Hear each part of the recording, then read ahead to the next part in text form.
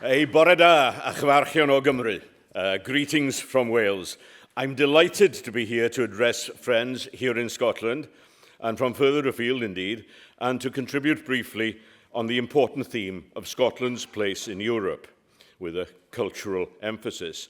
I'm glad and grateful to you, Tasmina, and your colleagues for facilitating this, and indeed for the very warm welcome we had in the Scottish Parliament yesterday evening. I'm glad to speak in this, Plaid Cymru's centenary year. The inaugural conference lecture in 1926 was given by Plaid Cymru's first leader, Saunders Lewis, and it addressed the place of Wales in Europe. He spelt out in his core message, and I quote, "We who are Welsh claim that we are responsible for the civilization and social ways of life in our part of Europe. That is the political ambition of the National Party." That defines it. That's where I come from, in considering Wales, Scotland and Europe. And I bring the good wishes from Plaid Cymru's current leader, Rhun ap Iorwerth, who shares this agenda and may well be Wales's first minister next May, though perhaps colleagues of other parties will no doubt contest that assertion. I first addressed a Scottish audience at the SNP's Oban conference back in 1968, would you believe? I'm delighted to see one colleague from that time here today, Morag Dunbar, who worked for several years in the Scottish Parliament. It was a year after Winnie Ewing had won the Hamilton by-election, joining Plaid Cymru's Gwynfor Evans at Westminster. And I'm glad to see Fergus Ewing here today. And I was so sorry to miss the speech by Gwynfor's grandson, Mabon, yesterday, and I'm glad that Mabon and Peredur, both old friends, are here from Wales. I worked closely with several SNP leaders at Westminster: Donald Stewart, Gordon Wilson, Margaret Ewing, John Swinney, and Alex Salmond, about whom I'll say a few words later. And I was saddened to learn of the recent death of George Reid, the former presiding officer in the Scottish Parliament. He was a good friend in the 74-79 Parliament at Westminster.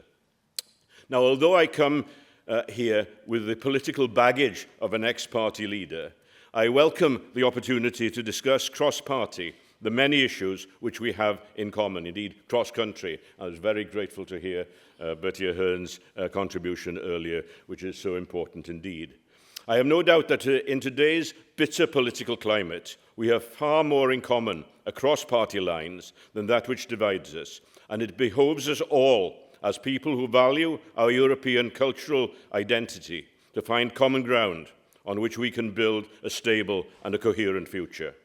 The starting point for Scotland is, of course, your claim of right. That debate has already been won. You, as a sovereign people, have the right to determine Scotland's future. That means both in terms of asserting your independence, if you so wish, and likewise, if mutually beneficial, to pool some of that sovereignty with neighbours for the common good. We in Wales likewise assert that very same right, which is no more than applying the democratic principles to the workings of a recognised historic community, with its own social values, language, culture, and international connections. And yes, there will be aspects of our lives in Wales where we have to pool our sovereignty for common benefit. All well and good, but when we lend our sovereignty for such specific purposes, we are doing just that, lending it, not giving it away. Lenders can always recall their loans. We in Wales have a long border with England, in some places with built-up communities on either side. And that's why we need shared trading arrangements for the mutual benefit of communities on both sides of that border. And that brings us back to the vexed question of our tragic departure from the European Union. As you may have gathered, I'm an unreconstructed Europhile. I campaigned and voted for our membership of the then Common Market back in 1975, when many of my political friends took a contrary view. Plaid Cymru soon saw the error of our referendum stance at that time, and by the 1990s had nailed our colours to the EU cause. Following devolution in 1997 and the advent of the Assembly and the Scottish Parliament in 1999, In opposition and as minority parties in government in Cardiff Bay, we have worked tirelessly to get the best deal for Wales from the EU. We used the devolution momentum in Wales to press for the highest level of regional and social aid for Wales, securing Objective 1 status.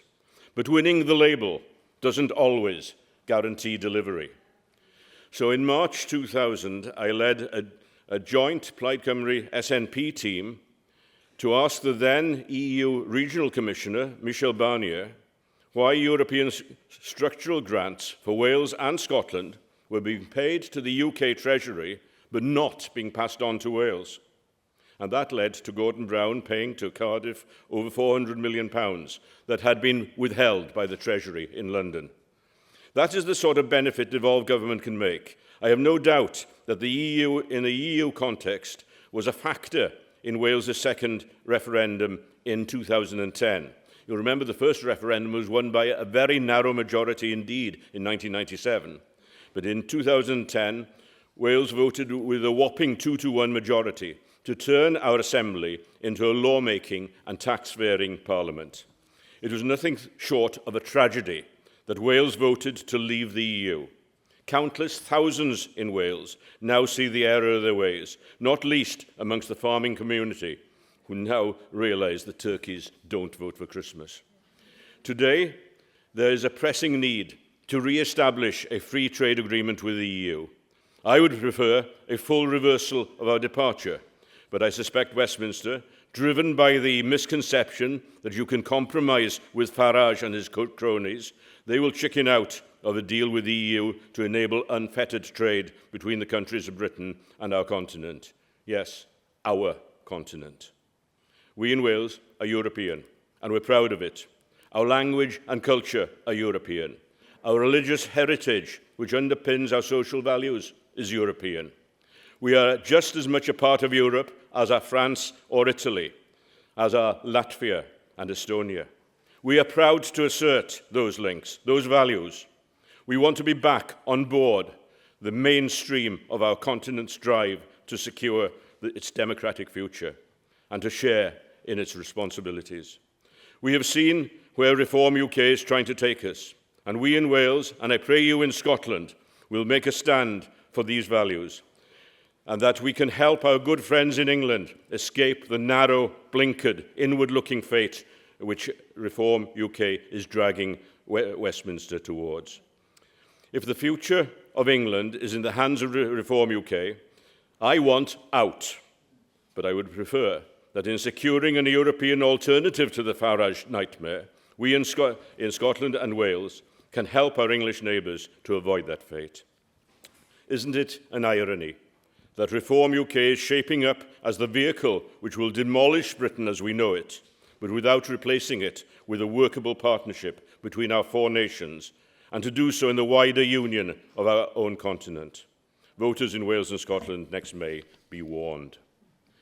May I say a few words about the progress we in Wales have made over the last quarter century since we secured devolved powers, and since our devolved assembly later became our legislative senedd, and in particular, the way in which we've been able to develop our international links within Europe and further afield.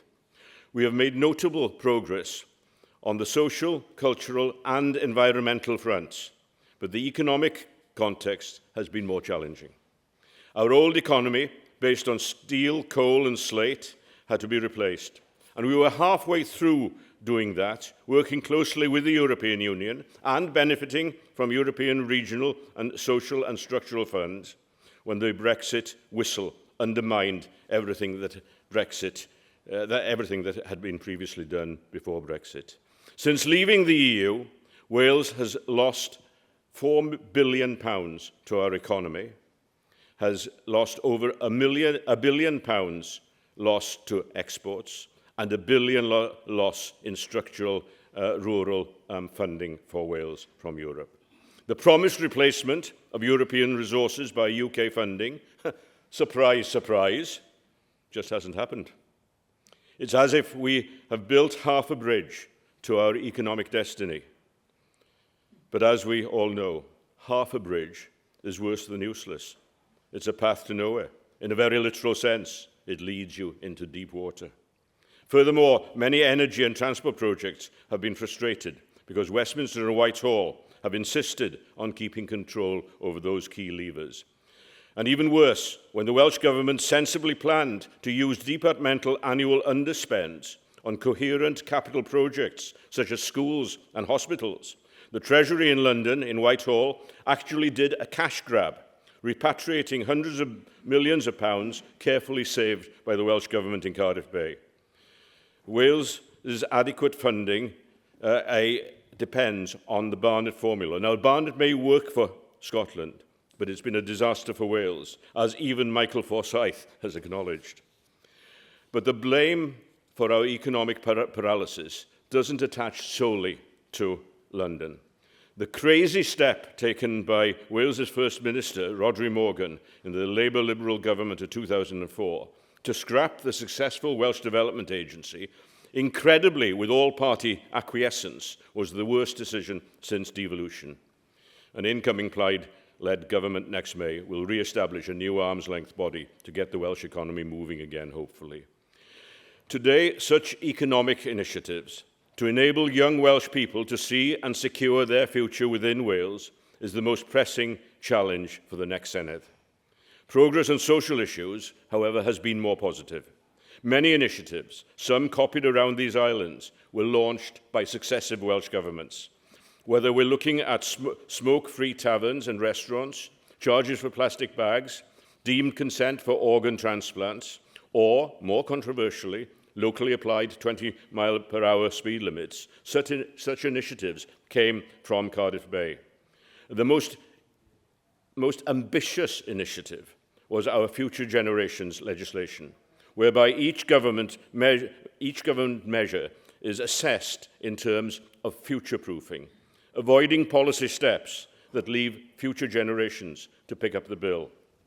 We've adopted this working discipline, which may be frustrating and can slow things down, but which hopefully will eventually be seen as an inspired approach.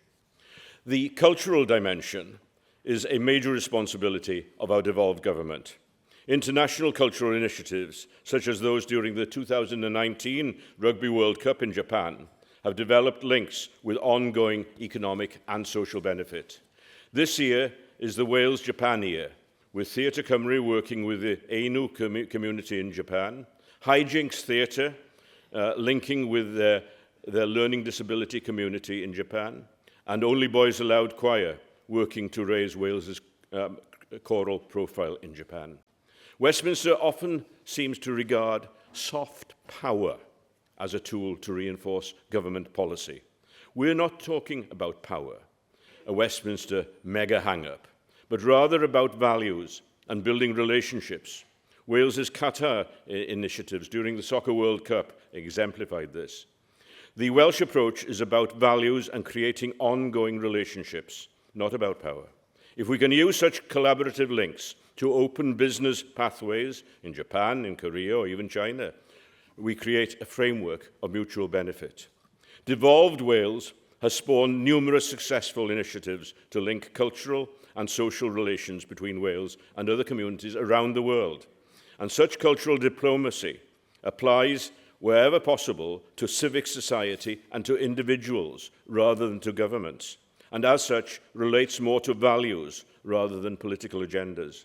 Having sporting connections working with the arts initiatives has been rewarding, as those between Wales and Japan exemplify. What we've learnt is that in the short term, we have to consolidate within existing devolved powers and learn to use them more radically, and we have to imbue the youth of Wales with values central to our nation's identity, and that may need fundamental review of our educational system. From this, you'll gather that we're now not looking at devolution, which is a top-down process, but rather at building from bottom up, which is a more stable, more relevant process, and which will stand the test of time far better. But we do want to achieve this in partnership with our neighbouring nations in these islands, with our erstwhile partners in Europe, to build a more secure, stable and confident continent, more free to be ourselves, and in greater mutual understanding with our neighbours. Before closing, may I say a few words in memory of Alex Salmond. I hope that the difficult later years won't overshadow his huge contribution to Scottish politics. I worked closely with Alex in the 1990s to get devolution back on the Westminster political agenda, teaming up with Labour and Liberal Democrat colleagues, in my case with Ron Davies, Peter Hain and Richard Livesey, to get common ground for the 1997 referenda. Alex and I campaigned together in the 1999 elections to the Scottish Parliament and the National Assembly of Wales. To maximise our respective parties' voices, we did even a joint question time programme from Glasgow. Plaid and the SNP got almost 30% of the vote each in that election, a mandate to work to deliver our economic, social and cultural aspirations for our two nations in a European context. After I left Westminster in 2001, Alex and I kept in touch. When I decided to retire from the Assembly, Alex came all the way to Carnarvon to my own office to understand my decision, which was largely for personal and family reasons. Alex was then himself on the horns of a dilemma. How could he best contribute to Scottish politics in his latter years, whether at Westminster or in Edinburgh? After 2 hours mulling through the options with me and walking around like a caged animal in my office, after 2 hours of doing that, he concluded almost definitively, and I quote, I remember the quote, "Well, Dafydd, I think I'll give it one more try." Those were his words, which of course he did, with massive effect. In 2014, I visited Alex at Holyrood. We discussed the question in the oncoming Indie referendum, which was on the horizon. I asked about a dual option yes vote, with Devo Max on the ballot paper. I'd written about this in a booklet on the issue in a Welsh context back in 1996. Alex warmed to the theme, saying he'd floated that option, but Cameron would have none of it. This is outlined in his book, The Dream Shall Never Die. Alex, always a pragmatist, realised that independence in Europe might need 2 steps. When I later asked him what might have happened in a 3-option poll in 2014, and his reply was, Devo Max would have walked it, he said. I last saw Alex at Westminster some months ago, before his untimely death, and he was still scheming, still ambitious for Scotland. Scotland would today be a much poorer place without Alex Salmond's massive contribution. Alex, rest in peace, and it was good to see members of the family last night. They may be with us again today. Thank you for the invitation to be with you, and I hope that this event helps the good people of Scotland to aspire to a future success built on the secure foundations of your own values in your own democracy, and of course in a European context, and sharing your culture with the wider world. Diolch yn fawr iawn i chi.